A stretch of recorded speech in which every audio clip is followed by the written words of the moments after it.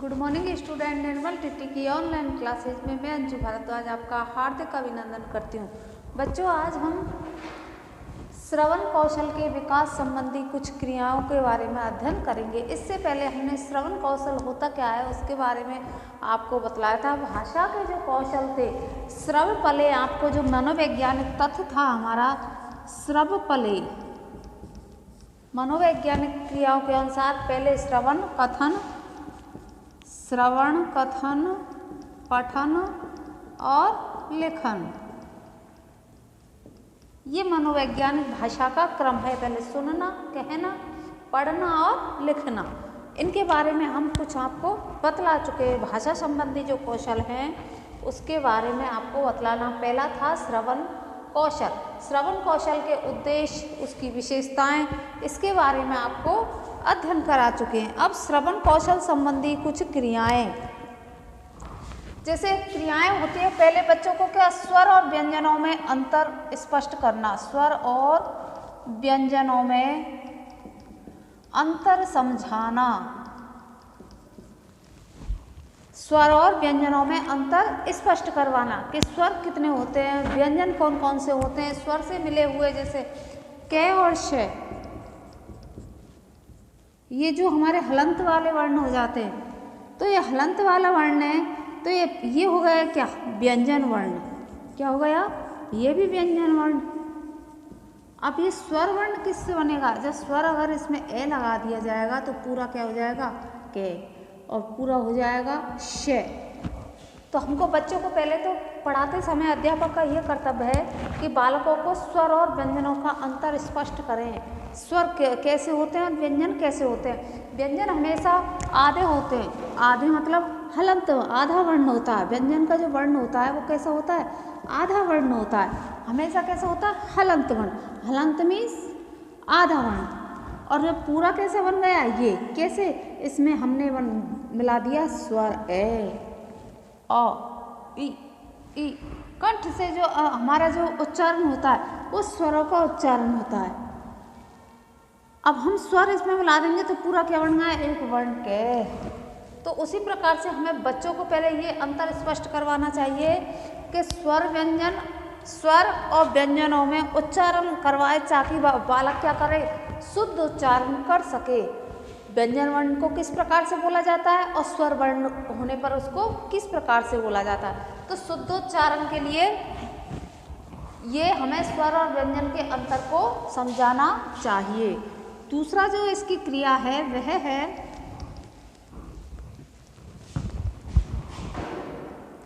क्षेत्र विशेष संबंधी जो उच्चारण है उनका कठिनाइयों का स्तर। क्षेत्र विशेष संबंधी उच्चारण व कठिनाइयाँ।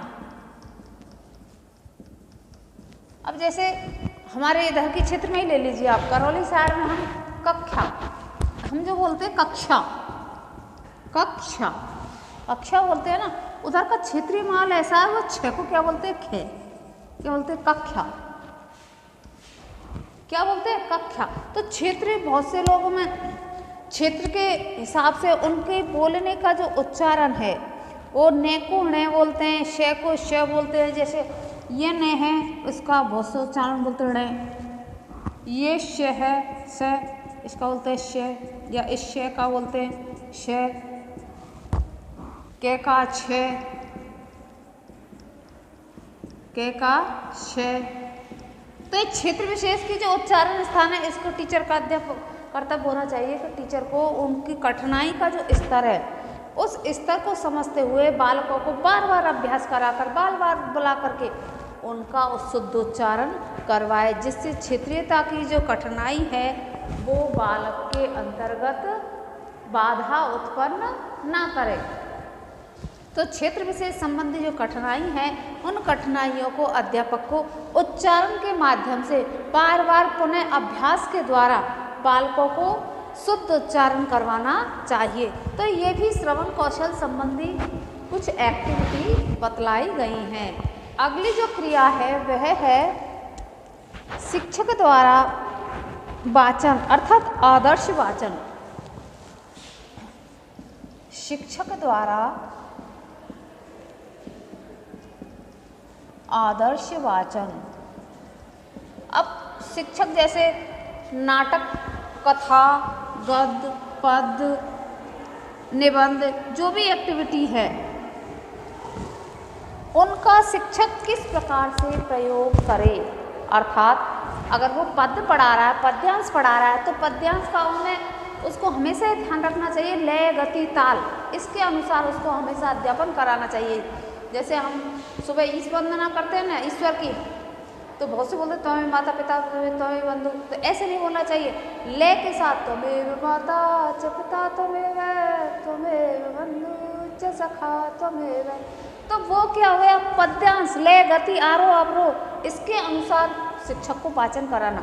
गद्यांश है तो वहाँ गद्य की तरह पढ़ना, नाटक है तो उस नाटक के अभिनय के अनुसार भाव भंगिमाओं के अनुसार बच्चों को संप्रेषित करना, ये शिक्षक का कर्तव्य होना चाहिए। तो अर्थात शिक्षक द्वारा आदर्श वाचन, आदर्श वाचन का क्या होगा, अगर आप पद्यांश पढ़ा रहे हो तो पद्य के ज्ञात्मक रूप में पढ़ाओ, अगर आप गद्यांश पढ़ा रहे हो तो गद्य के अनुसार पढ़ाइए, अगर आप नाटक तो भाव भंगिमाओं के अनुसार पढ़ाइए। जिस चैप्टर को, जिस टॉपिक को आपको पढ़ाना है, जिसका वाचन करना है, उसी के अनुसार आपको छात्रों के सामने संप्रेषित किया जाना चाहिए। क्यों, अगर आप जिस प्रकार से भाव भंगिमाओं के अनुसार संप्रेषित होगे तो बालक भी आपका क्या करेगा, अनुकरण करता होता है।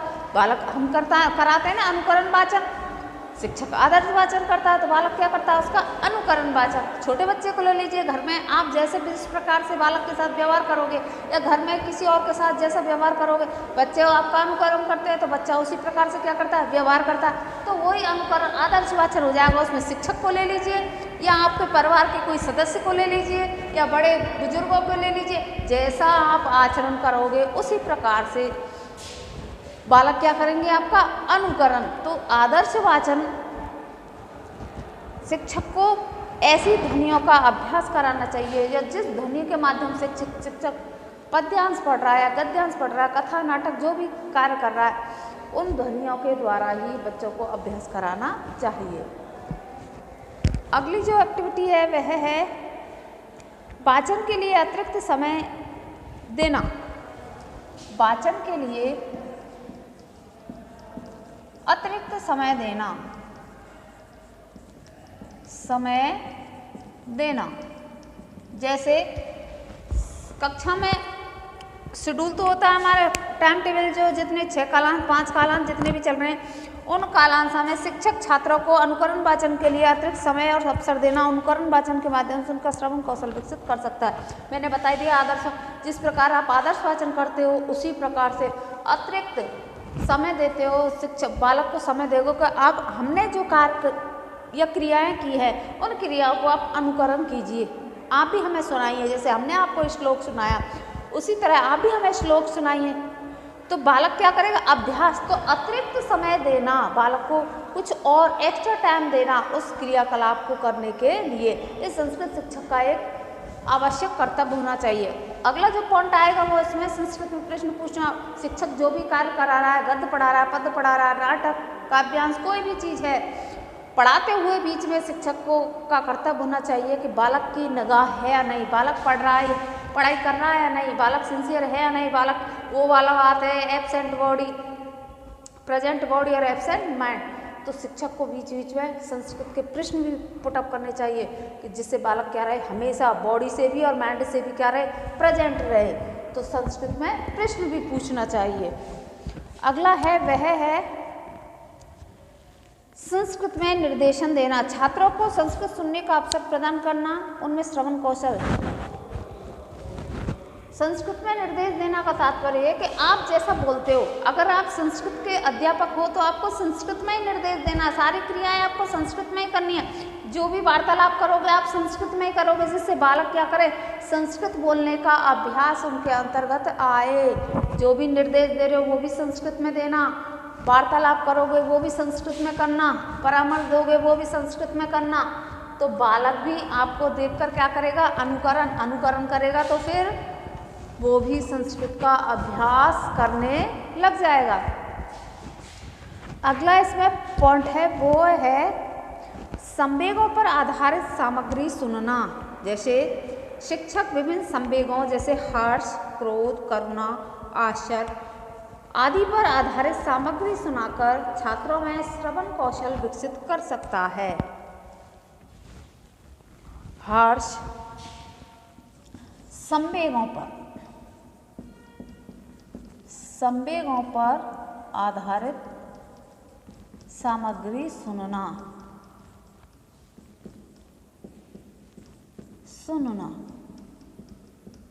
जैसे छात्रों का क्या है, हर्ष क्रोध करना, आधारित सामग्री सुनाकर छात्रों में श्रवण कौशल विकसित करना। हर्ष, क्रोध, करुणा, आश्चर्य,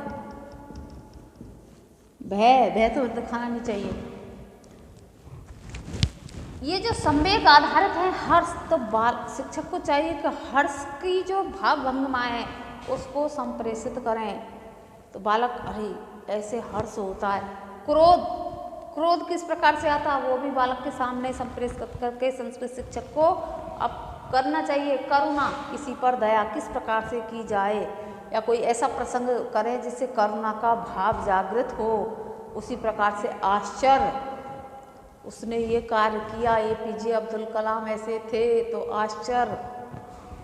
हर्ष, क्रोध, करुणा, आश्चर्य, भय, ये जो संवेग आधारित है इनको बालक के श्रवण कौशल का विकास होता है। बालक सुनता है तो उसके अंदर ये सारे कौशलों का विकास होता है। अगली जो एक्टिविटी है वह है श्रुतलेख।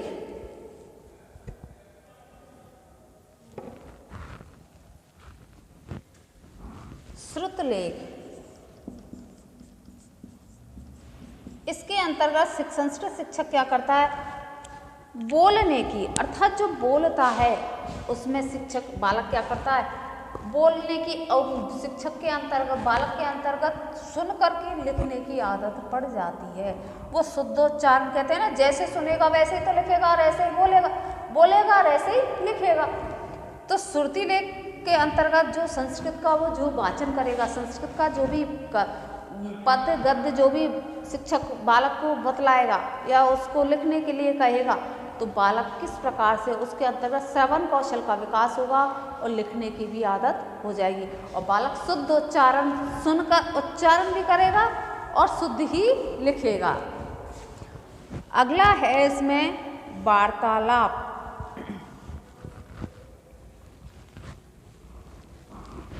अब वार्तालाप किस प्रकार से सहायक है, वार्तालाप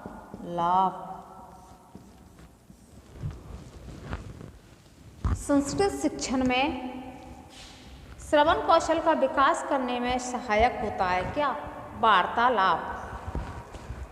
कक्षा में वार्तालाप को उपयोगी बनाने के लिए शिक्षक को निम्नांकित बातों पर ध्यान रखना चाहिए। वार्तालाप जो है वो श्रवण कौशल के विकास में सहायक होता है। कक्षा में जो वार्तालाप करते हैं हम शिक्षक और छात्र के मध्य या छात्र के मध्य जो भी वार्तालाप होती है उसका निम्नलिखित जो बिंदु हैं, जो निम्नांकित जो ध्यान देने योग्य बातें हैं, उन बातों के अनुसार हमें कार्य करना चाहिए। किस प्रकार से हम वार्तालाप कक्षा के अंतर्गत कर सकते हैं, जैसे नंबर 1 है वार्तालाप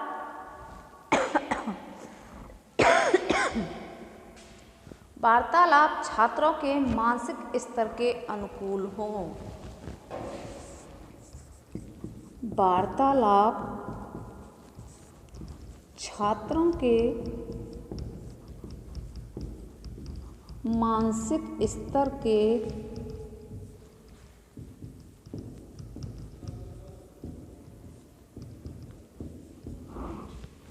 अनुकूल हो।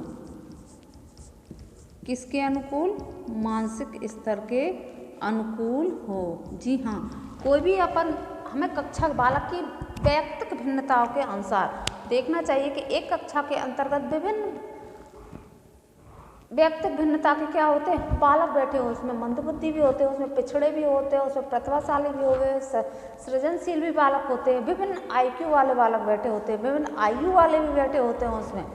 तो वार्तालाप का ऐसा टॉपिक रखना चाहिए या ऐसा कोई संवाद रखना चाहिए जिसके बालक के मानसिक स्तर एक जैसे हो। उसका मानसिक स्तर देखना चाहिए कि आप कक्षा 6 का बालक है और आप उससे बात कर रहे हो कक्षा 12वीं की, ऐसा आपने कोई संवाद ले लिया तो उसका मानसिक स्तर इतना है ही नहीं है जो बालक उसके ऊपर वार्तालाप करे। तो वार्तालाप करने का तात्पर्य ये है कि हमें छात्र और अध्यापक के बीच ऐसी ही अंतःक्रिया करनी चाहिए जिससे बालक का मानसिक स्तर जितना IQ जितना लेवल हो सके कि हमें जो भी टॉपिक है, जो भी उनका कोई सीधा सा श्लोक हो या फिर जैसे मैंने अभी बताया तमेव माता च पिता तमेव, तो ये बालक के IQ के अनुसार है। बालक 5वीं 6वीं का बालक इसको कर सकता है, उसके ऊपर हम वार्तालाप कर सकते हैं, उसके बारे में बतला सकते हैं। तो इस प्रकार का हमें कक्षा के अंतर्गत वार्तालाप करनी चाहिए। अगला जो पॉइंट है इसमें वह है वार्तालाप के विषयों में विविधता और नवीनता हो। वार्तालाप के विषयों में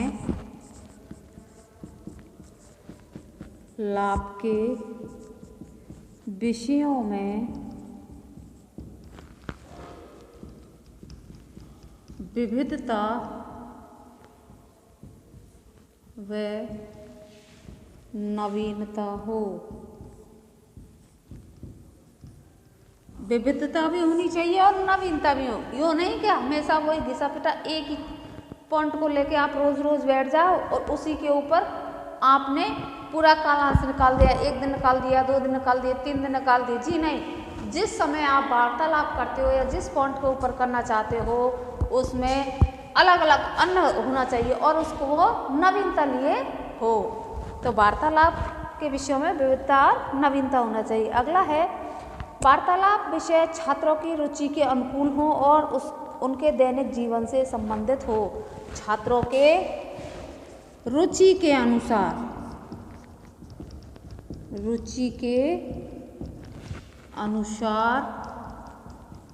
एवं दैनिक जीवन से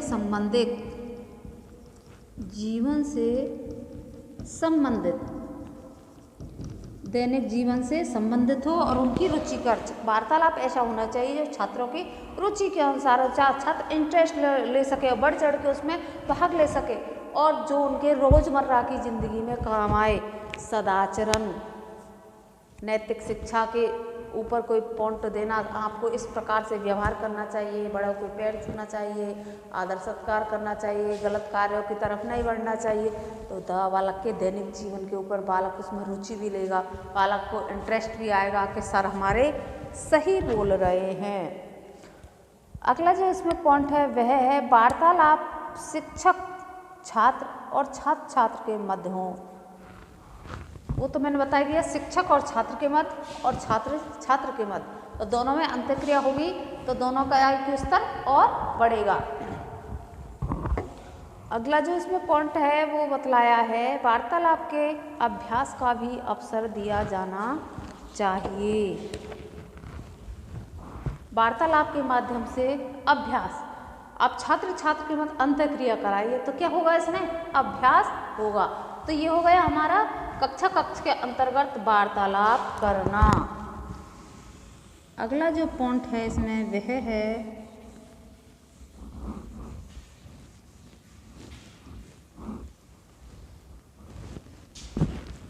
लघु भाषण। लघु भाषण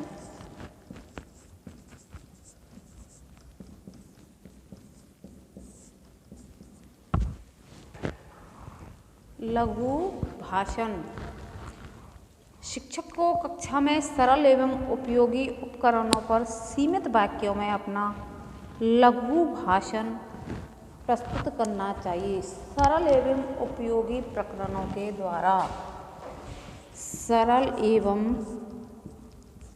उपयोगी प्रकरणों के द्वारा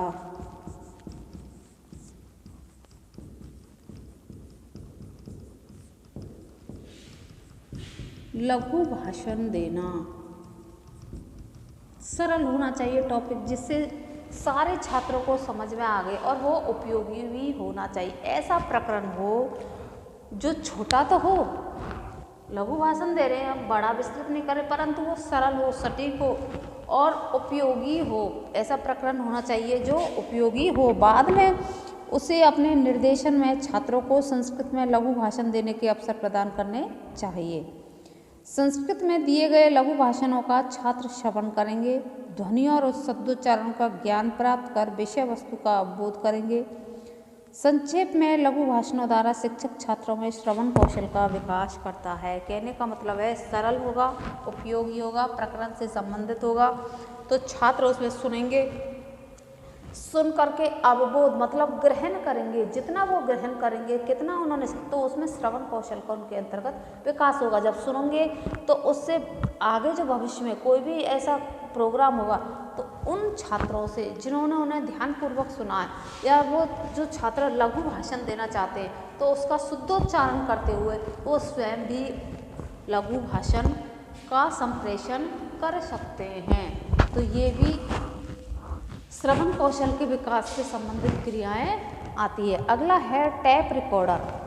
क्या है? Tap recorder. Tap recorder. अब टैप रिकॉर्डर का संबंध ये है कि श्रवण कौशल में संबंधित बहुत ही महत्वपूर्ण साधन है। कोई भी आपको कथा, कहानी, लेख, श्लोक, गद्य, पद्य जो भी चीज़ें हैं उनको आप टैप रिकॉर्डर में आराम से रिकॉर्ड करते हुए कभी भी, किसी भी समय, कहीं भी, किसी भी स्थान पर आराम से सुन सकते हैं। उसको आप बार बार सुनोगे तो आपको शुद्धोच्चारण करने की क्षमता का विकास होगा। श्रवण कौशल का विकास तो हो रहा है, शुद्धोच्चारण का भी विकास होगा और उसको आपको अवबोध भी होगा, ज्ञान भी होगा। क्यों? उसका सारा मटेरियल आप बार बार अभ्यास से बार बार उसको सुनोगे तो आपको अभ्यास होगा। छात्रों की बोधगम्यता की क्षमता का आधार उन्हें पुनः सुनाया जा सकता है। टैप रिकॉर्डर इसका लाभ, विशेष लाभ होगा। संस्कृत विशेष श्लोक पाठ, कथा, लघु भाषण, रिकॉर्डिंग जो भी आप सुनना चाहते हो एक बार रिकॉर्ड करके आराम से इसको सुन सकते हो। अगला पॉइंट है वह है रेडियो और दूरदर्शन कार्यक्रम। रेडियो और दूरदर्शन कार्यक्रम।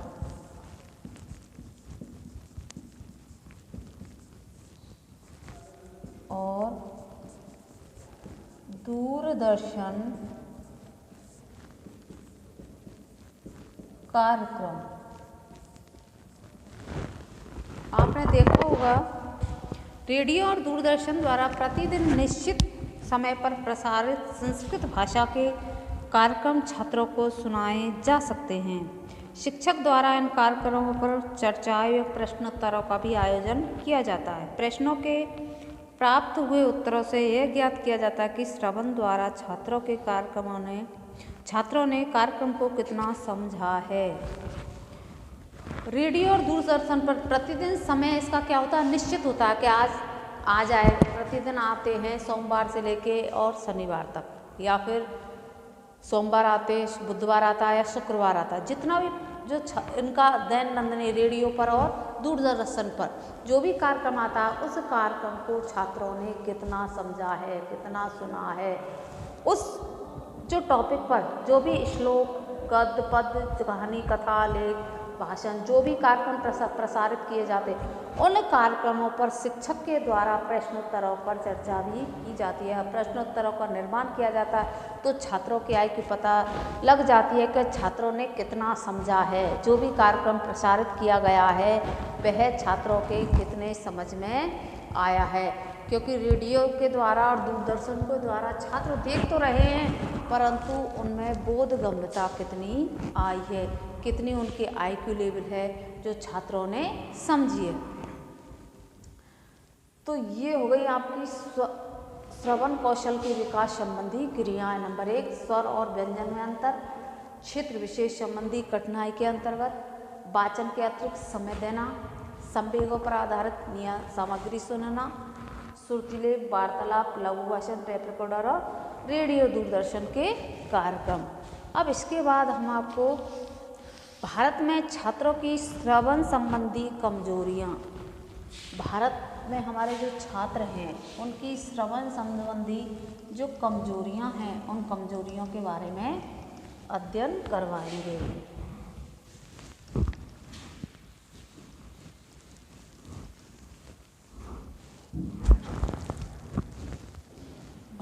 में संस्कृत छात्रों की श्रवण संबंधी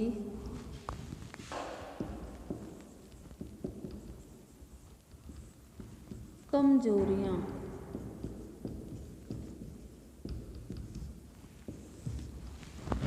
श्रवण संबंधी कमजोरियां। भारत में छात्रों के लिए सुनने की क्षमता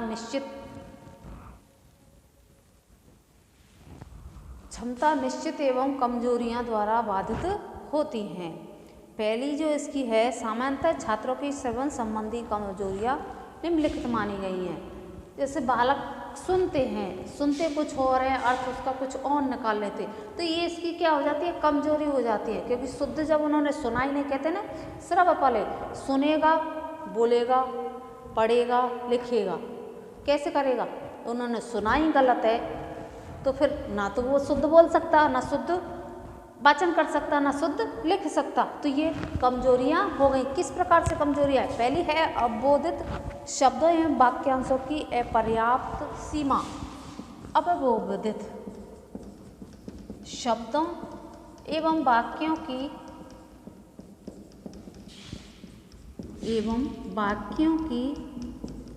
अपर्याप्त सीमा। जो शब्द बोले गए हैं उनकी और वाक्यों की अपर्याप्त सीमा होती है। बालकों के ऊपर कुछ नहीं समझ में नहीं आता, जो भी अवबोधित है इनकी। और एक सबसे बड़ी है इसमें शीघ्र भाषण को समझने की योग्यता का अभाव। शीघ्र भाषण, द्रुत शीघ्र भाषण बोलने या समझने का अभाव। जैसे भाषण संस्कृत में दिया जा रहा है, लघु भाषण हो या फिर शीघ्र भाषण हो या बड़ा हो, कैसा भी हो, संस्कृत में बोला जा रहा है, तो बालक जो शीघ्र भाषण बोले जा रहे हैं तो बालक की समझ से परे हैं, बालक उसमें कुछ भी समझ नहीं आता। तो ये भी संस्कृत छात्रों की क्या हो गई, कमजोरियां हो गई, क्योंकि जल्दी वो बोलते जा रहे हैं, छात्रों की समझ में कुछ नहीं आ रहा, तो छात्र की यह श्रवण संबंधी क्या हो गई, कमजोरियां रहेंगी। अगला है जो इसमें व्यक्ति का क्षेत्रीय उच्चारण के अतिरिक्त किसी अन्य व्यक्ति के उच्चारण को समझने में असमर्थता। क्षेत्रीयता, वो क्षेत्रीयता आ गई, क्षेत्रीयता के अतिरिक्त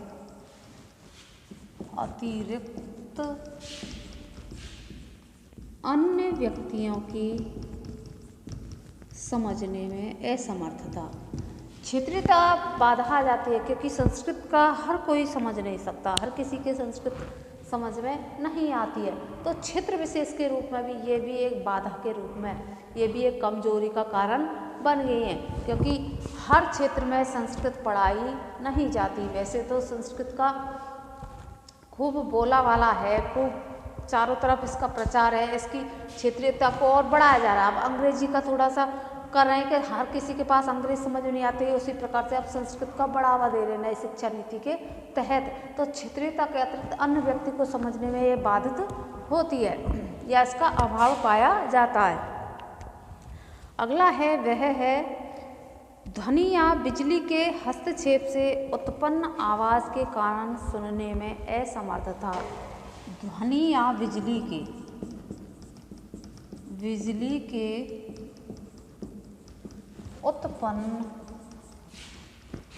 आवाज में असमर्थता, मतलब जो ध्वनि या बिजली के उत्पन्न जो भी हम टेप रिकॉर्डर के माध्यम से सुन रहे हैं या रेडियो टेलीविज़न के माध्यम से जो सुन रहे हैं, तो बीच बीच में जैसे लाइट चली जाए या इंटरनेट कनेक्टिविटी नहीं हो हमारे पास, तो आवाज़ क्या हो जाए, रुक रुक के आए या कट कट के आए, वो भी एक कमजोरी का कारण बन जाता है। क्योंकि शुद्ध उच्चारण हम सुन नहीं पाते, तो उसका हम फिर और रिप्लाई किस प्रकार से करें। तो भारत के जो संस्कृत के जो छात्र हैं, भारत में छात्रों की श्रवण संबंधी कमजोरियां भारत में इस प्रकार से रह जाती है। कुछ तो बालक सुन नहीं पाते हैं, कुछ बालक के समझ में नहीं आती है, कहीं क्षेत्रीयता आड़े आ जाती है, कहीं कुछ और आड़े आ जाती है, कहीं ध्वनि वगैरह आड़े आ जाती है। तो ये हमने आपको श्रवण कौशल के विकास के संबंधी क्रियाओं के साथ साथ आपको भारत में संस्कृत छात्रों की कमजोरियों के बारे में अध्ययन करवाया है। आशा करती हूँ आपको ये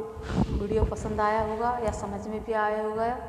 नेक्स्ट वीडियो में नेक्स्ट टॉपिक पढ़ाएंगे। तब तक के लिए धन्यवाद।